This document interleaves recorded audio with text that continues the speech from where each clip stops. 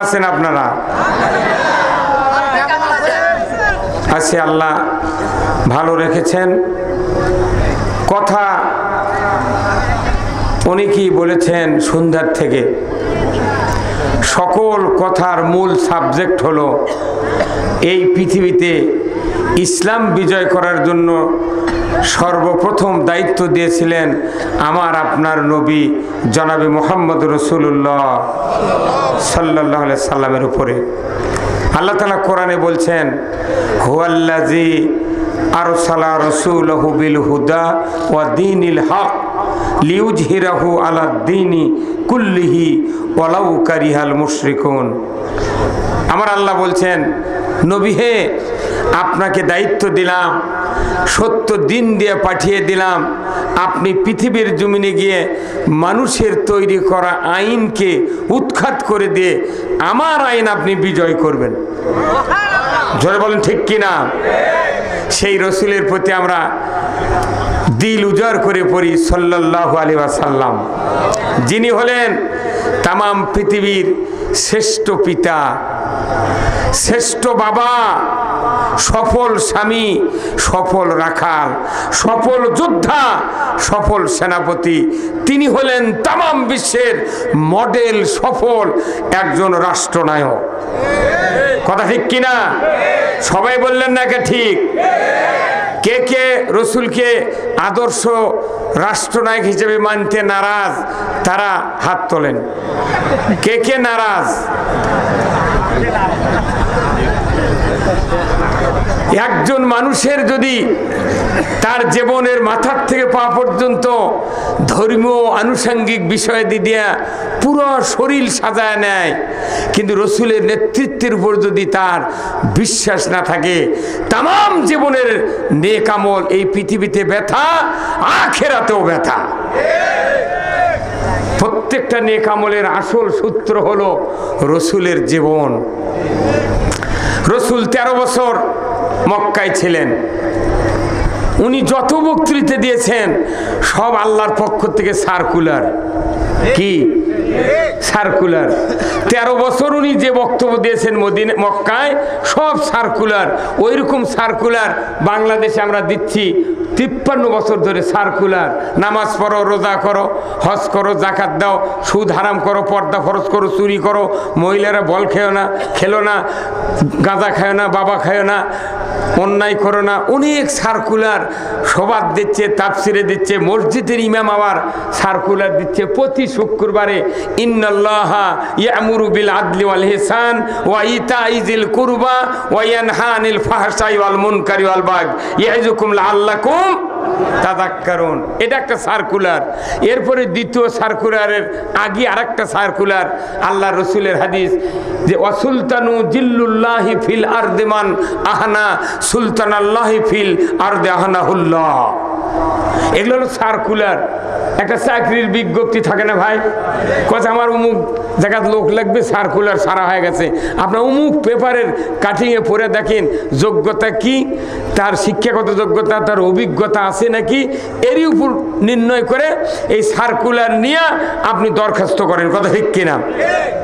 তা আমাকে রসুল 13 বছর সার্কুলার দিয়েছেন মদিনা মক্কাতে, কিন্তু ওই সার্কুলার মক্কার মাটিতে কায়েম করতে পারে নাই। আমরা যারা সার্কুলার দিচ্ছি, সাইদি সাহেব থেকে শুরু করে যত বক্তা, যত ইমাম, যত তাফসির কারক সার্কুলার দিচ্ছি, এই সার্কুলারের এক তিল পরিমাণ কি বাংলাদেশে কায়েম হচ্ছে? এই কথা বলেন নাকি আপনারা? কায়েম হচ্ছে? সার্কুলার কি? আল্লাহ তাআলা বলছেন ইমামরা বেশি সার্কুলার দেয়, প্রতি জুমাতে একই সার্কুলার পেশ করে। সেটা হলো কি? নিশ্চয় আমি আল্লাহ হুকুম দিচ্ছি, তোমরা ন্যায় বিচার করো, তোমরা আত্মীয়র হক আদায় করো, তোমরা ফায়সা, অশ্লীল, গর্হিত এবং হারাম কাজ থেকে বিরত থাকো। এইগুলো হলো সমস্ত জিকিরের উপর সবচেয়ে বড় জিকির। এরপরে রসুলের আরেকটা সার্কুলার হলো যে ন্যায়পরায়ণ শাসক আল্লাহর ছায়া সদৃশ্য। যে বা যাহারা ন্যায়পরায়ণ শাসক কায়েমের বিরোধিতা করবে তারা হলো স্বয়ং আল্লাহর বিরোধিতা করলো।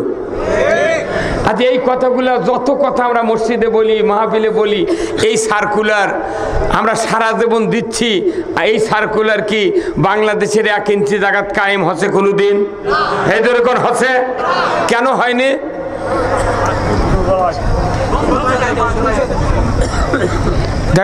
এই কথাটা ইমামকে বলা উচিত ছিল, কিন্তু বলেনি। কেন কায়েম হলো না সার্কুলার? ইমামদের হাতে, বক্তাদের হাতে ক্ষমতা নাই। কথা বলেন, কি নাই? ক্ষমতা নেই। কি ক্ষমতা?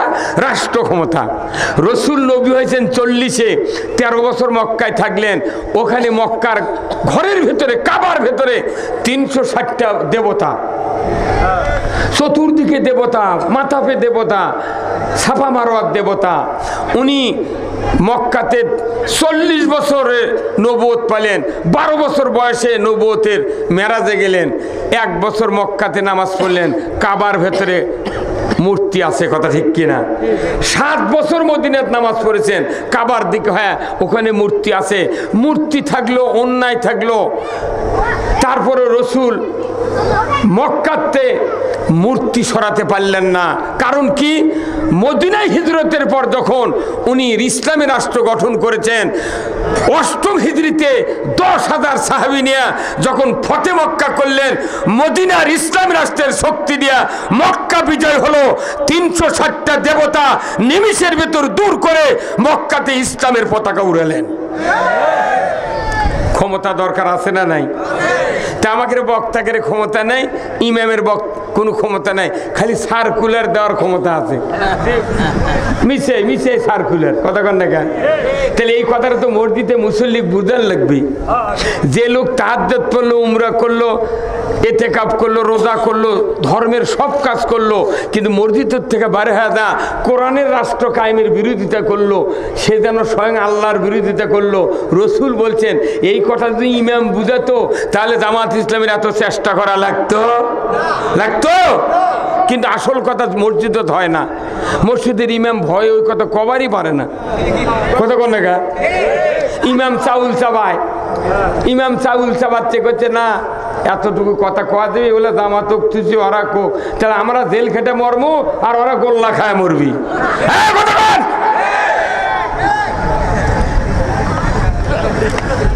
আল্লাহর কথাগুলো এগুলো সার্কুলার, লৌহে মাহফুজের সার্কুলার।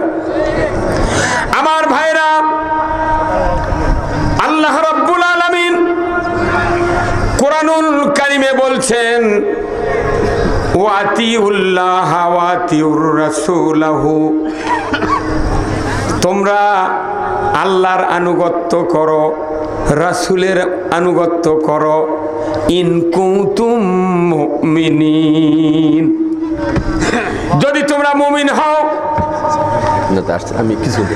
যদি তোমরা মুমিন হও, আল্লাহর আনুগত্য করো, রাসূলের আনুগত্য করো। কার কথা?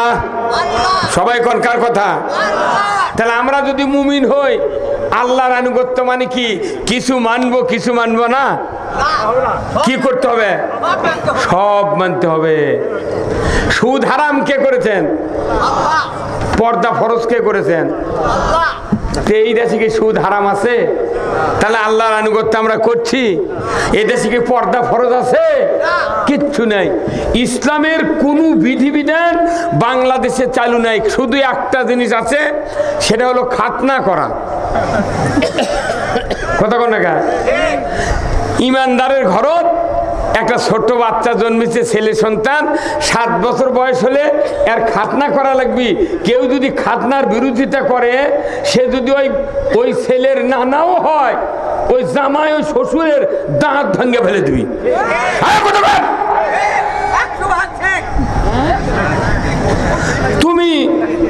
তুমি আমার শ্বশুর, খাতনা করা এটা আল্লাহর বিধান, তে তুমি খাতনা করার বিরুদ্ধে কেন দাঁড়ালে? আব্বা তোমাকে তো বাড়ির থেকে বার করে দেব, তোমাক চর মেরে ঘুষি মেরে ঠান্ডা করে দেব।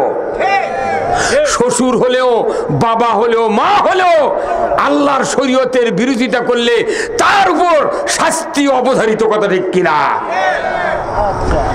এই খাতনা যার হয়নি সে যদি ইমানদারি ঘরের সন্তান হয়, সে যদি মেডিকেল ডাক্তার হয়, সে যদি 1 লাখ টাকার বেতন পায়, বাপের যদি 100 বিঘা জমি থাকে, যদি 100 কোটি টাকা ব্যাংকে থাকে, সেই রকম সুরত হয়, যোগ্যতা হয়, এই লোকটা যদি বিয়ে করবার যায় মেডিকেল একটা অফিসার কন্যার সাথে, কেউ যদি জানে ঘূর্ণা করে যে ডাক্তারের সব ভালো কিন্তু খাতনা কি করেনি, ফকিন্নির বিটিও বিয়ে বসবে না। কয় আইন মানেনি, খালি একটা আইন মানেনি, খাতনা করেনি, তার দাড়ি টুপি জুব্বা নামাজ সব আছে। এটা হচ্ছে আল্লাহর আনুগত্য। আবার অজুর কয় ফরজ? 4 ফরজ। আল্লাহর আনুগত্য যদি আপনি করেন তাহলে 4 ফরজ আদায় করা লাগবে।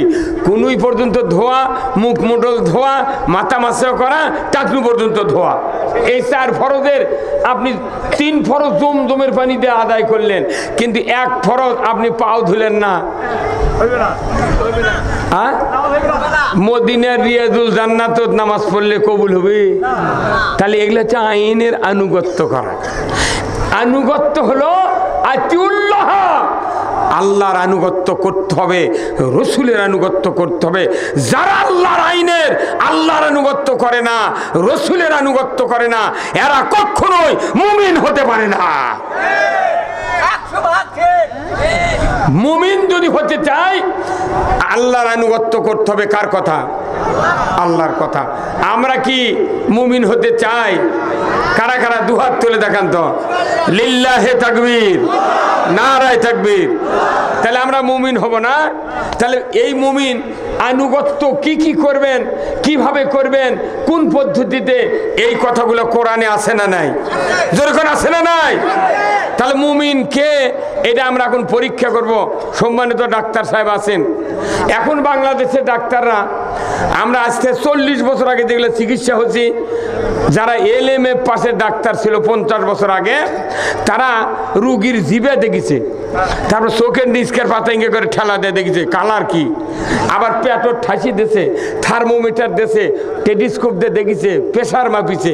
এই কয়েকটা আনুষঙ্গিক দিয়া তারা বুঝে সিমটম শুনে কিছু রুগীর থেকে নিল, কিছু যন্ত্রের থেকে নিল, নিয়ে তারপরে ওষুধ লিখলো। কথা ঠিক কিনা? কিন্তু এখন কি এরকম চিকিৎসা আছে? জিভে দেখার চিকিৎসা আছে?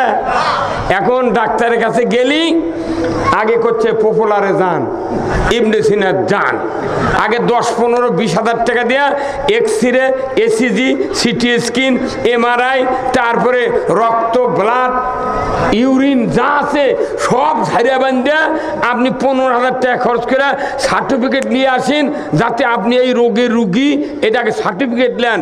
যদি চিকিৎসা করে মরে যান আমি দায়িত্ব নেব না।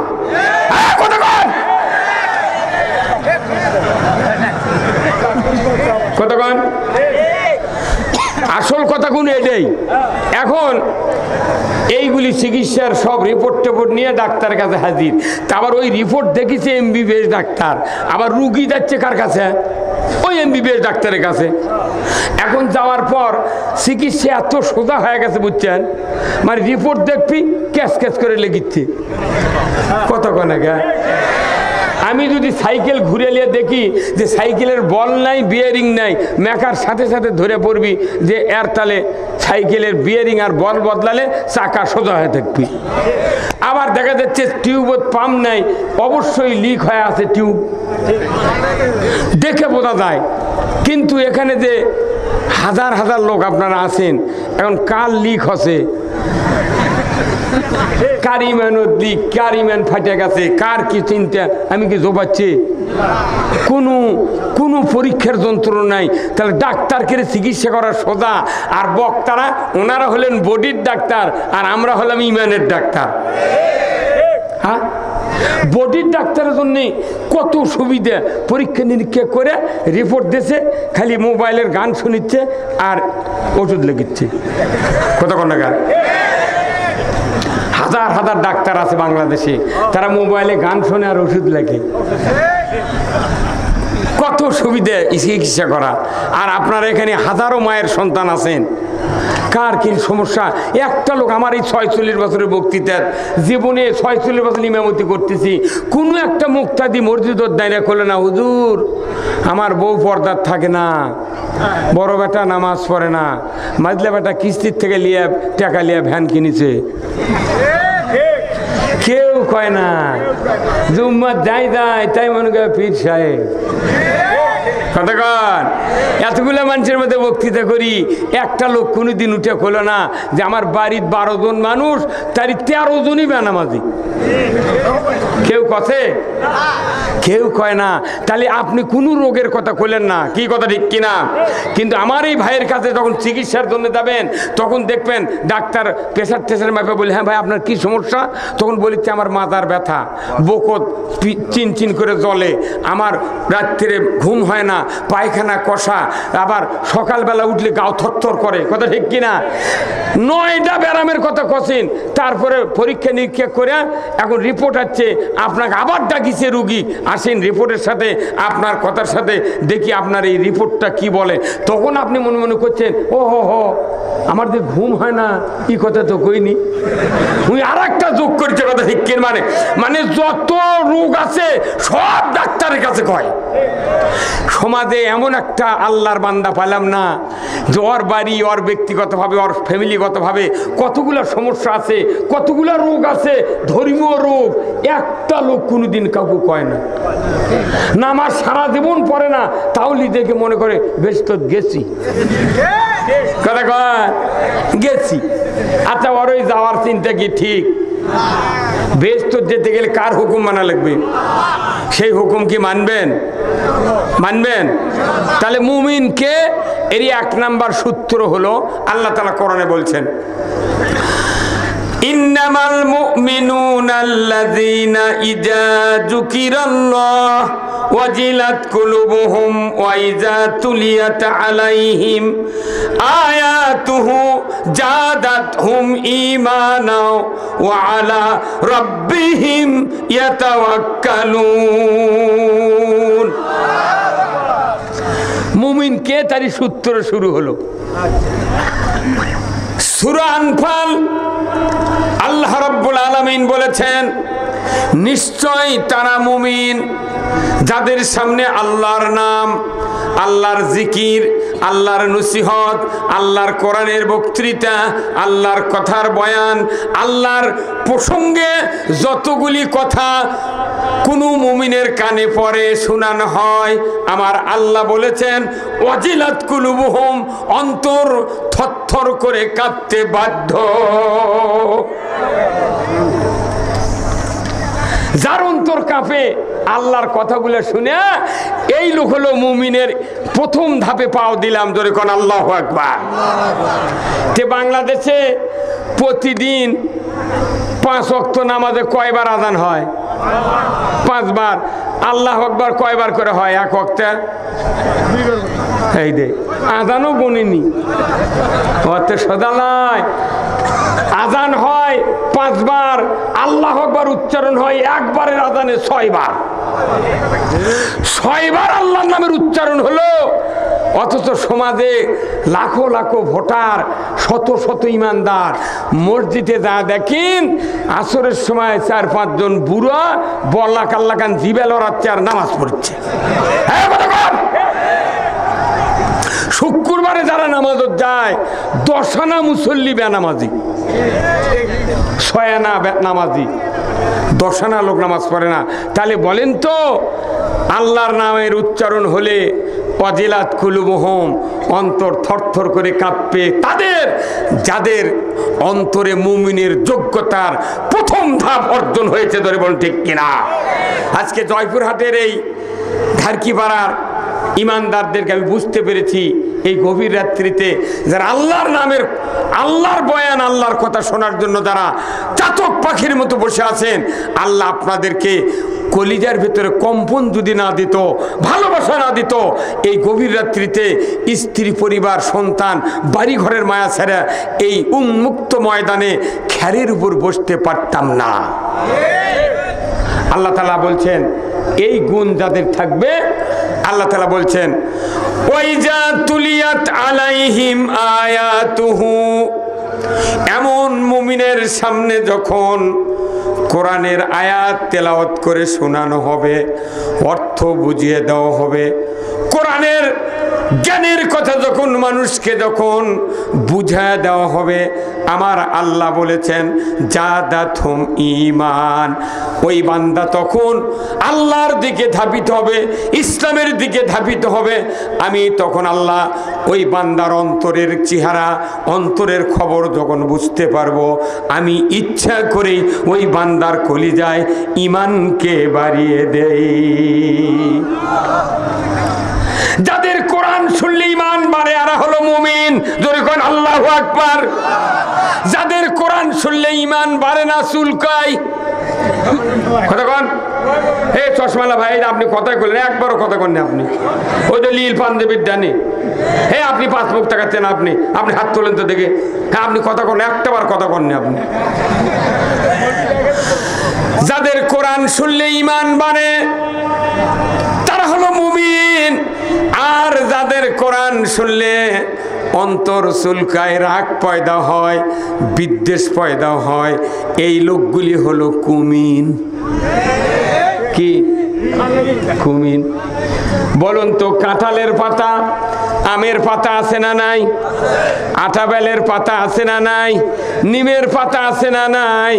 পৃথিবীতে যতগুলি বৃক্ষ আছে সকল বৃক্ষের পাতা যদি একত্র করে একটা মানুষের পুরো শরীরে যদি ঘর্ষণ দেওয়া শুরু করেন, বলুন তো বিষাক্ত ছাড়া কি ওই পাতা দিয়ে ডললে কি মানুষের জ্বলন শুরু হবে?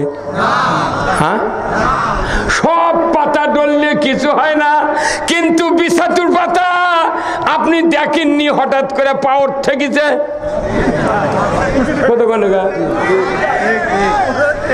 আপনি জঙ্গলের মধ্যে হেঁটে যাচ্ছেন, পাতা কখন ঠেকেছে আপনি জানেনই না, কি 2 ধাপ জাতি কুটকুট শুরু হবে। ভাইরা আমার, যারা কোরআন শোনার পর ঈমান বাড়ে না, কলিজা থরথর করে কাঁপে না, আল্লাহর মহব্বত পয়দা হয় না, এই লোকগুলির অন্তরে বিষাক্তর পাতা যেরকম শরীরে জ্বলে, ওদের অন্তরে তার চেয়ে বেশি জ্বালা শুরু হয়ে যায়। যাদের কোরআন শুনে ঈমান পয়দা হয় না, তাদেরকে আল্লাহর নবী হেদায়েত করতে পারে না। কিন্তু